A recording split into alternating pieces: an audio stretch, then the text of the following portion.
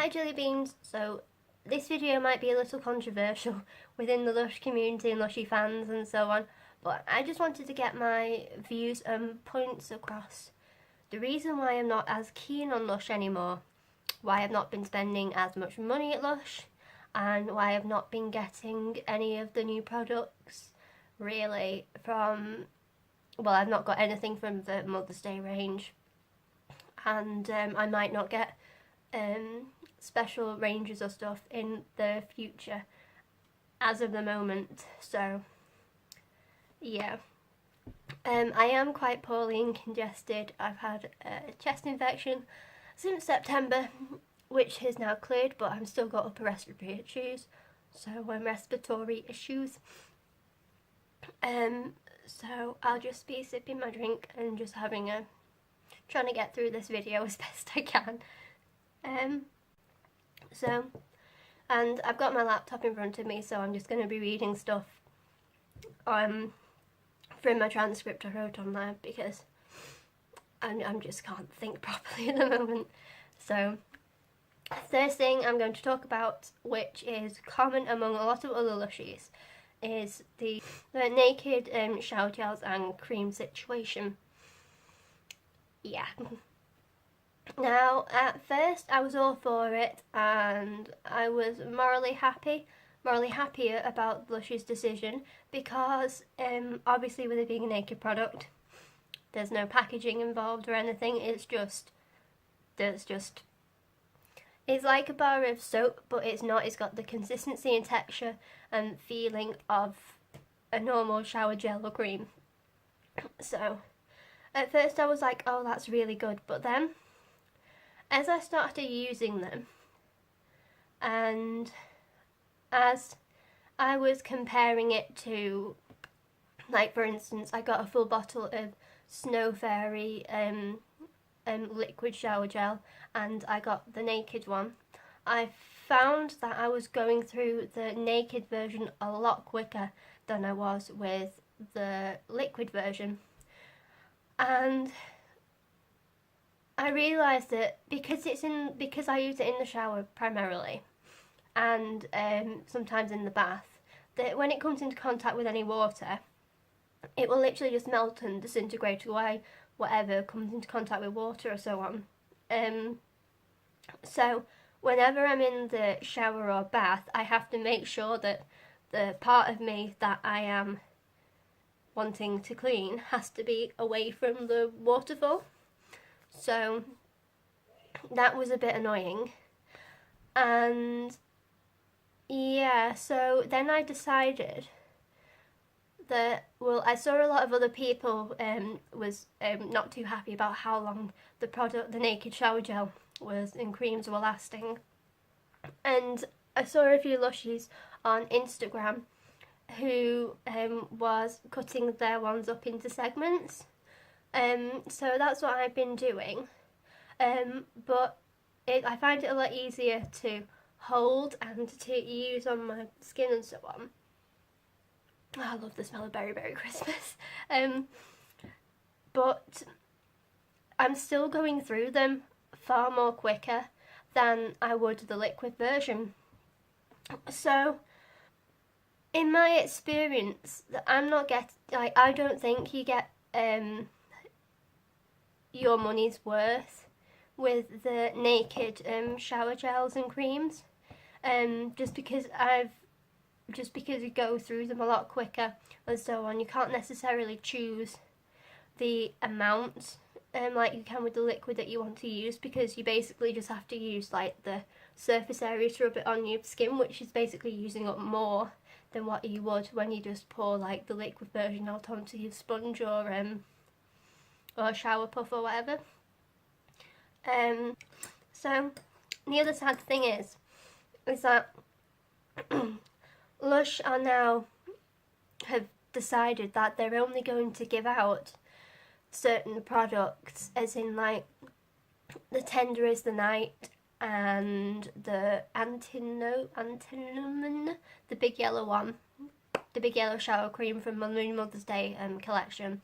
They're only going to be doing that in the naked shower gel, shower cream form. So you don't get the choice now if you want to buy a liquid or a solid or whatever, which I think is really sad. Yeah, so that's a bit rubbish for those like me who prefer the liquid versions, who want to get the money's worth and so on. And also I've found that using the solid naked shower gels and creams, they're not as effective when you want to use them for bubble baths. Like with these, I either just run them under the tap or chop them up and put them in the strainer and run them under the tap, but they don't seem to create as many bubbles, or and it tends to leave the water a bit cloudy, which obviously stops the bubbles from forming properly. So that's also a bit sad, but yeah. So, talking of the Mother's Day range, what on earth possessed Lush to change my beloved bar bar? It was perfection. And it used to be, for those who don't know, it used to be a beautiful Parma Violet floral scented product that was in the shape of a little sheep. And now, like, it used to be scented similarly to the ultraviolet bubble bar, which used to be purple with a rainbow on or something. And that was before I got into Lush, so I don't know about that. But now they've changed its scent to the Twilight scent family, which is nice. It's a nice blend of lavender, tonka and vanilla, and it's quite sweet and just sleepy. But there's so many products in that scent family now, and the bar bar from the Mother's Day 2017 was so individual scent-wise. Like, that was pretty much the only Parma Violet scent apart from Curbside Violet perfume, which has been discontinued, which I'm sad about because I wanted that so bad and I never got it, and I'm hoping it'll pop up on eBay somewhere. Yeah, I'm really sad that it's gone. I've still got a little pot of the bar bar from last year, which is my favourite one, which is Parma Violets. I've still got a little one of that chopped up, ready to film and demo for you. And I've not wanted to use it because I was like, well, I'll just keep on smelling it and savouring it for a year until it comes out again next year, hopefully. And hopefully it will be the same and it will smell the same and stuff. And then I can do a demo of it and I can hoard them and have a little flock of Parma Violet bar bars. But it's not happened and I'm so sad. And I just don't understand why Lush has changed it, because everybody was raving about it and loving it and buying like 20 of them last year and hoarding them like I wanted to do and so on, because it was like around Mother's Day, like around March, I think it was March the 3rd, that I started getting into Lush. So that was like one of my first orders online, and it holds a lot of dear memories for me. But yeah, I just don't understand why Lush had to change something that was so popular and everybody loved, and you know. So yeah, that was a bit sad. So also a lot of people have been saying that the Mother's Day range doesn't really look like Lush anymore. Certain products and things, like you can tell with the you know, the honey bear massage bar thing, that's obviously looks a bit like Lush, but they don't look like they put much effort into, or as much effort as they have done in the past, with the appearance of them. Like obviously apart from the little super mum bath bomb with the cape and the mask and so on, that looks really good. I'm happy about that. And the Madame President or something one, and so on. And I don't think they're really putting in as much effort anymore into creating new scents and exciting things, because the majority of the products on the Lush website now and in their Mother's Day range and so on are like citrus scents, and I'm not really that keen on citrus at all. Like, especially with the Christmas range, there was a heck of a lot of citrus scents within that range, and I'm just not that keen on it, and not a lot of people really are, but they just kind of bought it because it was Lush and it was a new product and so on, and because it looked cute. But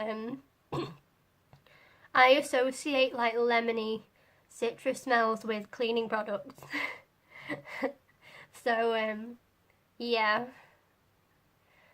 there's not something I like in the bath. So, but yeah. And I feel like they've just been hopping on the bandwagon from one fad to another. For example, when the fidget spinners came out, they decided to do reusable bubble bath spinners, and like that was fun and stuff for the time and so on, but they're not very practical, and it's just, I feel like they're just targeting a certain audience and not really bothered about long-standing customers as much anymore. Yeah, it's just a really simple, easy way for them to make money, but there's not much thought or anything gone into it. So, but yeah, not a happy bunny about my bar. Sad. My next grumble is when they removed all of the yuzu and cocoa scent family, and I love that so much. I've still got a yuzu and cocoa bubble rune that I won from a giveaway, so I've still got one of those that I've not used because I've been hoarding it to just smell it, basically, but I will demo and review that. And I've still got the shower cream. I've got like a little bottle and a big bottle that I got for my birthday. But yeah, I'm just sad that they went. And then they said that the Comforter shower cream was going. Ouch. Thank God we've still got our bubble bar, but it lives nowhere up to the shower cream. So I kind of panicked and bought a 500-gram one and a few 250 ones. And my sister went overboard and got a kilogram one, a 500-gram one, and a few 250s, and it was just like, we've got so much now, but it's something that we both really love, and they were so good for making, those shower creams are so good for making just bubble baths with. And again, because they're the liquid version, they last a lot longer too, so, but yeah. And then Fizz Banger went, which was another citrus product, but I wasn't that keen on. But yeah, so many products that everybody has loved and continually buyed and would like bulk buy and stock up on and so on. Lush decided to discontinue last year.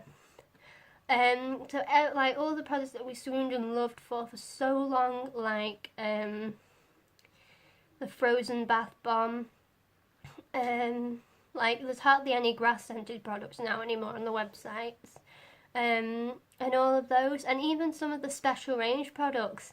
Like this year we've not had any Yummy Mummy shower cream, which is so sad because that was such a nice fragrance. And I've not seen my pink custard shower jelly anywhere. I've still got a little bit of that left, and I am debating whether just to not use it and just savour the smell of it for as long as I can, or do a bubble bath video for you guys of just using the pink custard shower jelly.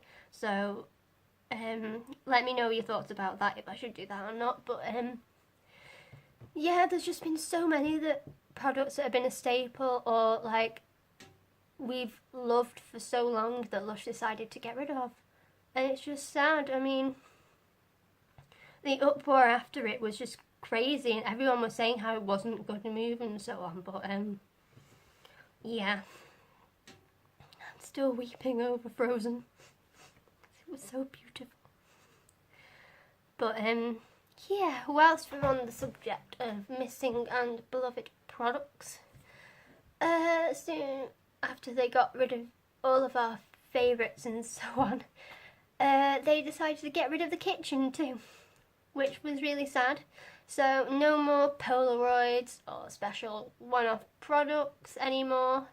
Yeah, I get why they kind of wanted to close it, because of the demand for it, having to get up at ridiculous times in the morning, you know, with your card and blurry, sleepy, trying to put in your numbers and so on, and then panicking because they've sold out already, and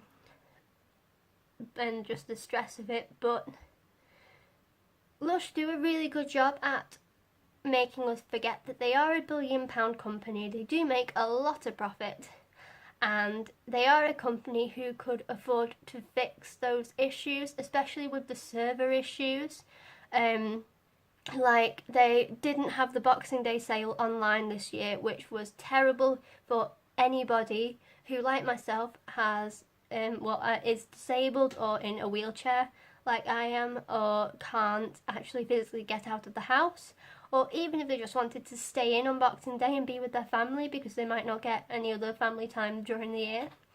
I just think that was such a bad move for Lush to do, and they blamed it on their server kept on not being able to keep up with the demand and so on. But that's something that can be easily fixed, you know, if you are with the right computer tech companies and so on for server issues. You have to talk to your local provider and stuff like that.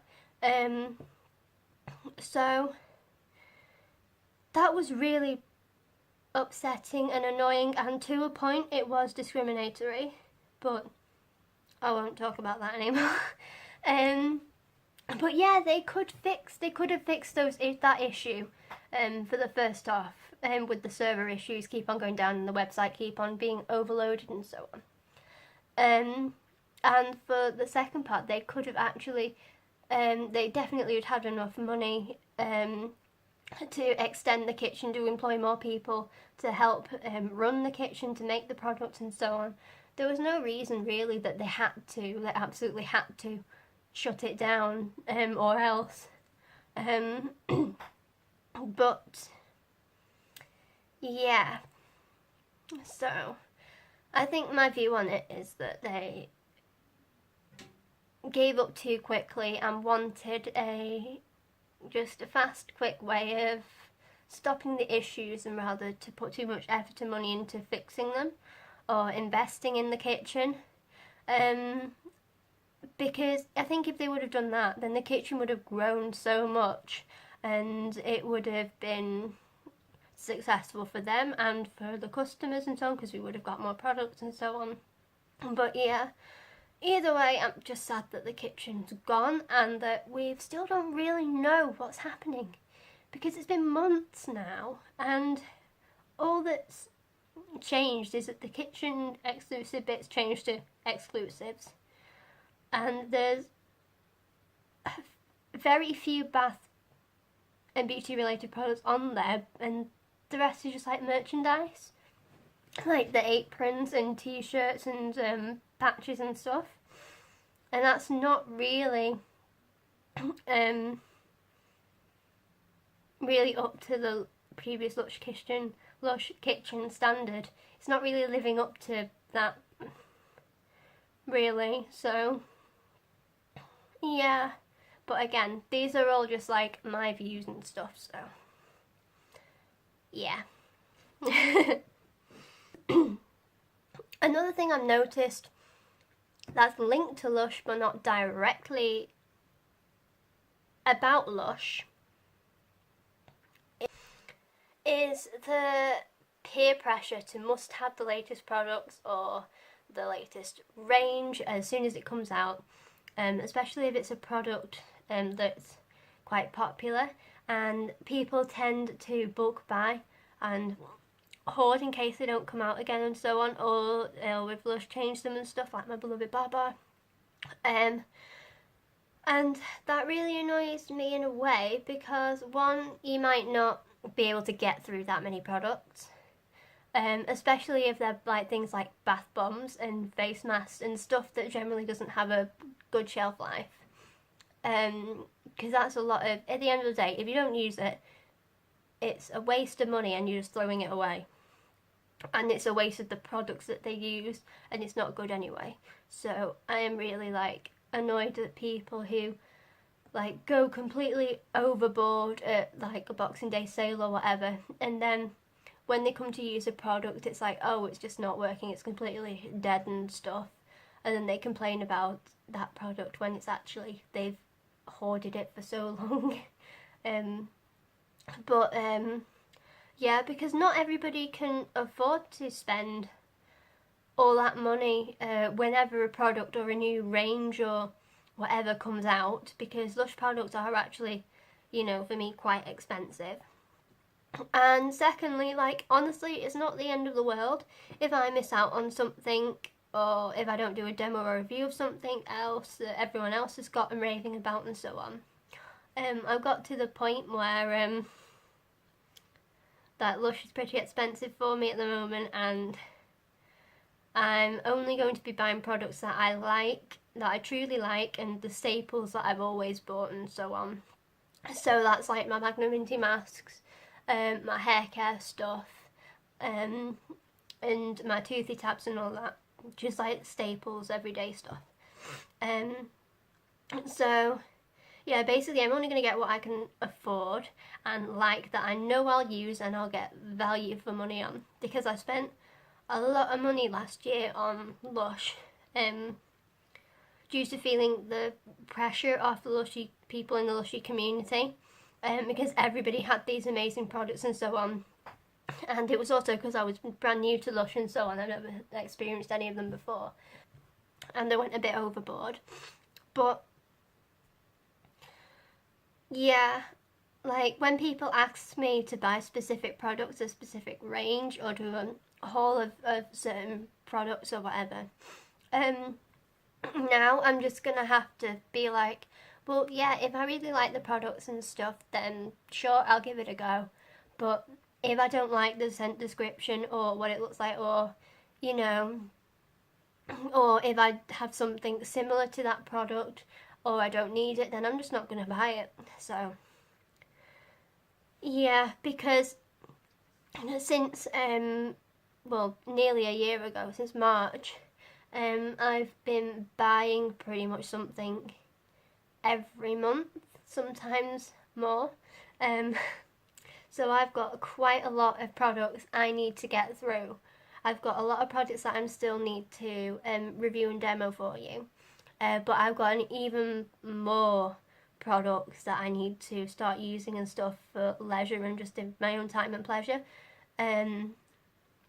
Obviously the filming reviews and demos and stuff comes first, and that still doesn't really give me much time or anything to play with for having baths just chilling on my own.